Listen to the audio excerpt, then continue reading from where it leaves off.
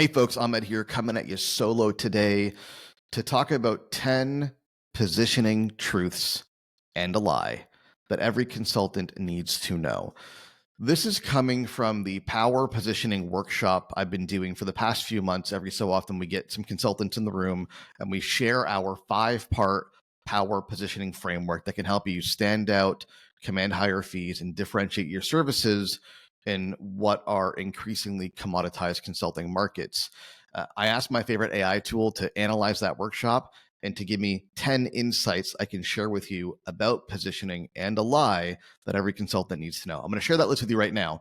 If you want to jump on the workshop live with us to engage with a framework, a practical framework that we've seen have success in every B2B consulting vertical that you can think of, I encourage you to go to powerpositioningworkshop.com.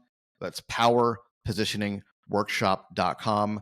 Grab a seat at our live workshop. It's only $7. We recently dropped the price just to make it really easy for you to jump in and get this material. We're essentially giving it away for free. And this is a framework that can easily propel you to multiple 6 figures, 7 figures, and beyond as a consultant if you apply it. 10 positioning truths I want you to know, and a lie at the end. Number 1, clients do not wake up wanting to hire consultants. Clients do not wake up in the morning wanting to hire consultants. No client ever woke up and said, boy, today I want to hire a consultant. They wake up with problems. They wake up with challenges. They wake up with things that they need to solve.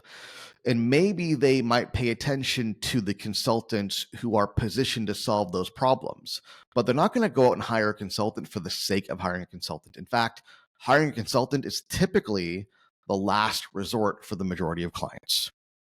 Number 2, prospecting without positioning is like pouring water into a bucket with a hole at the bottom. A lot of folks spend a lot of time and energy on prospecting. They go to LinkedIn, they send outreach messages, they publish lots of content, they send lots of emails, they work their network, prospecting. It's a grind. It's a real drain on energy. It costs time and money. And unless you have really solid positioning, that is, you can clearly articulate why your prospect, your ideal client, should choose to work with you over and above any other firm or consultant in your space. If you haven't nailed that down, you will spend a lot of time and energy prospecting with very little return to show for that effort. Number 3, the best clients, those who are willing to pay premium fees, are not looking for generalists. They're not looking for generalists. When I say the best clients, I mean the ones who are serious about getting results. There are clients who are more serious than others. There are clients who have more at stake than others. There are clients who are more invested in solving the problem than others. Those who are less invested, they may be okay to just gamble on a generalist because they're not that bothered. They're not that convinced that this is a problem we're solving yet. They're not there in terms of their commitment to addressing the problem comprehensively and holistically and thoroughly. So they might gamble with a general physician. Generalist, rather. I jumped into my metaphor too soon. Take the example of a general physician. If I feel like I don't really have a problem, I'm not really too concerned about my health, then I'm fine with my general physician. I'm fine with that level of consultation. But if I'm convinced that, you know what, I'm not feeling well, I'm kind of short of breath and walking upstairs is difficult, and I have a family history of heart disease, then I'm not going to satisfy myself with a general physician or a generalist. I'm going to want to go see that cardiologist pretty soon. Clients are the same way. When they know they've got a problem and it's serious and the stakes are high and they're committed to solving it, they don't want to waste their time with a generalist. They want to find a specialist and pay that specialist what they're worth. Number 4, most consultants lose deals because they look and sound like every other option available. They lose deals because they look and sound like every other option available. Okay, power positioning is not about being better. It's about being different. There's an expression that says different is better than better. Better is hard to prove. Better is hard to prove. How do you prove you're better than the next guy? Yeah, case studies, sure. But when everyone's got case studies, how do you prove that you're better? It's a lot easier to be different, to be unique, to be distinct in who you serve, in the problem that you solve, in the way that you deliver solutions, in the way that you solve particular problems.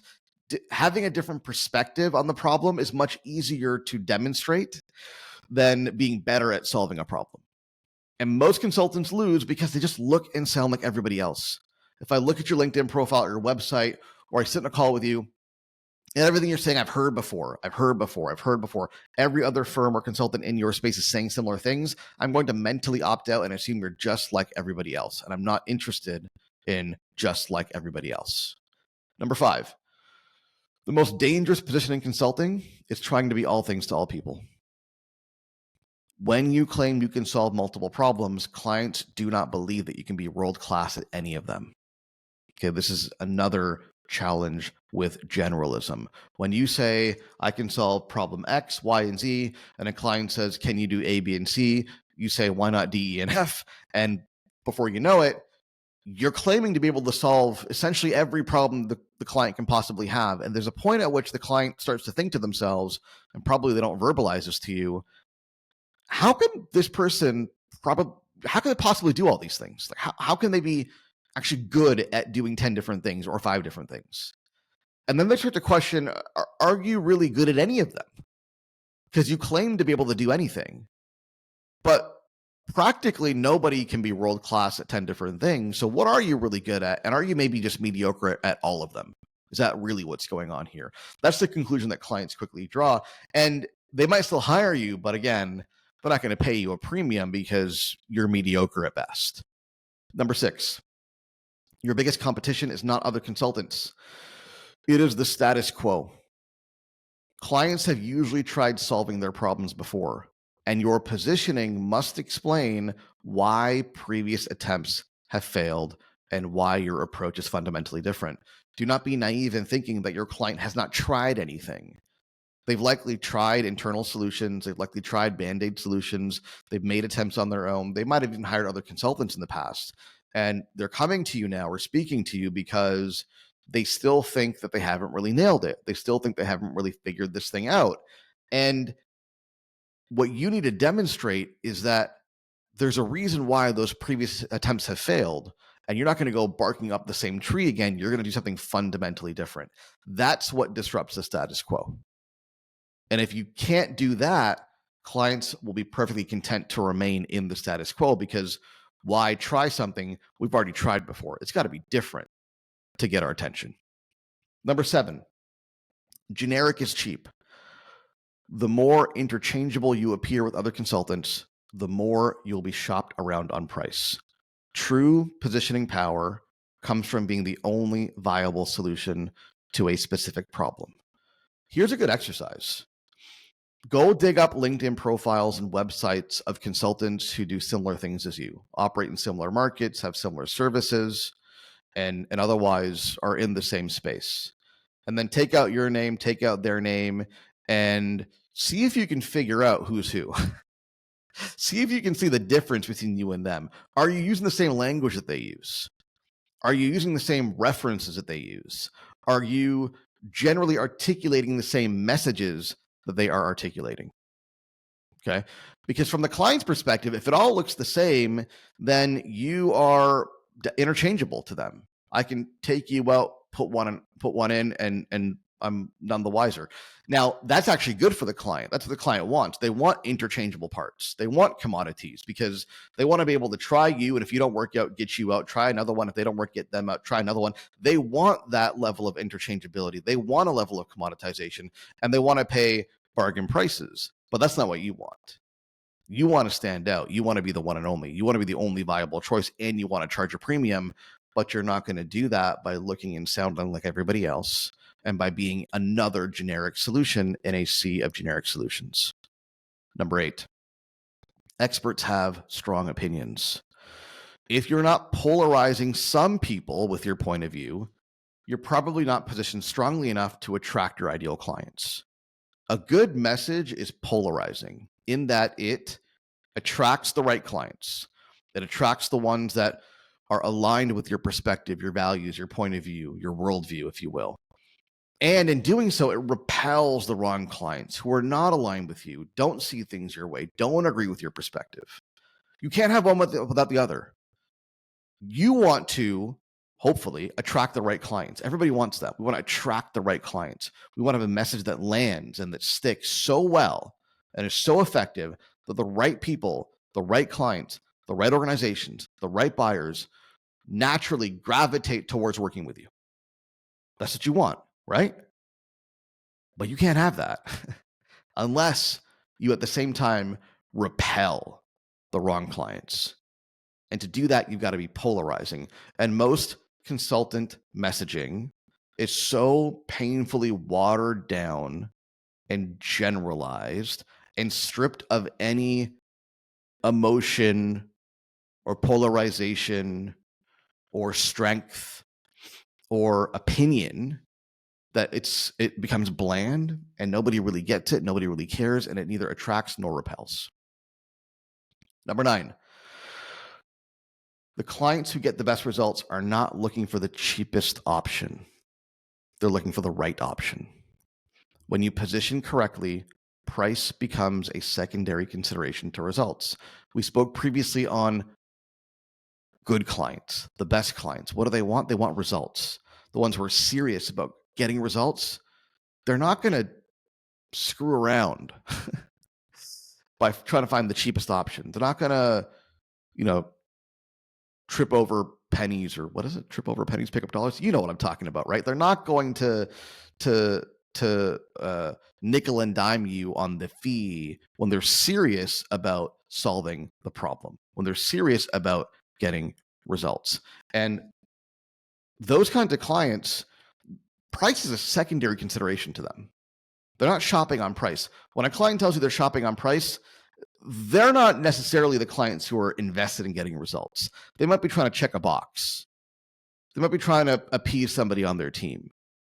The clients who truly want results, they're looking first and foremost for the best option to get them results. Who's going to deliver the best results?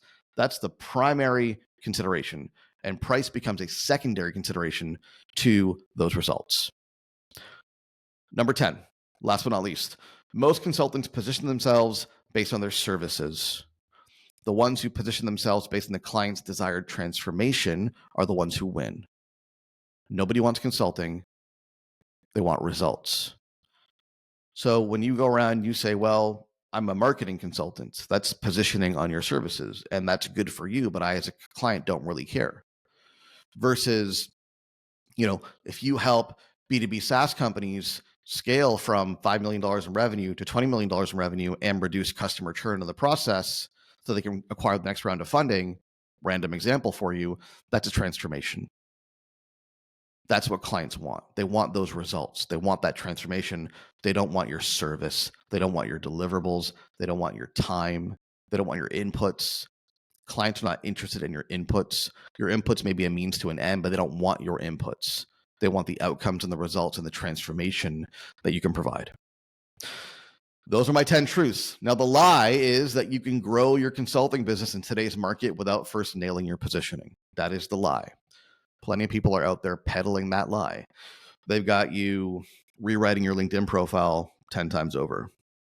They've got you sending massive amounts of outreach via LinkedIn Sales Navigator. They've got you sending cold emails. They've got you getting on podcasts. They've got you creating endless amounts of content. They've got you doing videos. They've got you writing articles. They've got you redeveloping and designing your website for some reason. They've got you writing blog content. They've got you doing SEO. They've got you doing all this very superficial,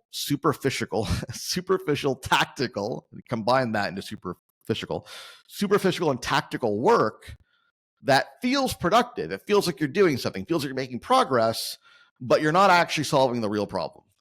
And the real problem is that if you haven't nailed your positioning, you are too interchangeable. You look and sound too much like every other consultant in your space. Clients cannot tell the difference, and you cannot get their attention. That is the real problem. And you will not grow your consulting business until you solve the real problem. Now, if you want our help in doing so, then first place I would start is head over to powerpositioningworkshop.com. There you will learn about our workshop where we will hand you the power positioning framework. It's a 5-part framework that you can use, you can apply, and you can run with to stand out in your market, command premium fees, and differentiate your services. You don't have to work with us. It's $7, just $7, and you can have the framework. I'll explain it to you. I'll answer your questions. You don't have to work with us to implement it. You can if you want to. We can have that conversation separately. But first and foremost, I want to give you the framework so you can use it and we can empower you to stand out and get better results. That's powerpositioningworkshop.com. We'll see you there and in the next episode.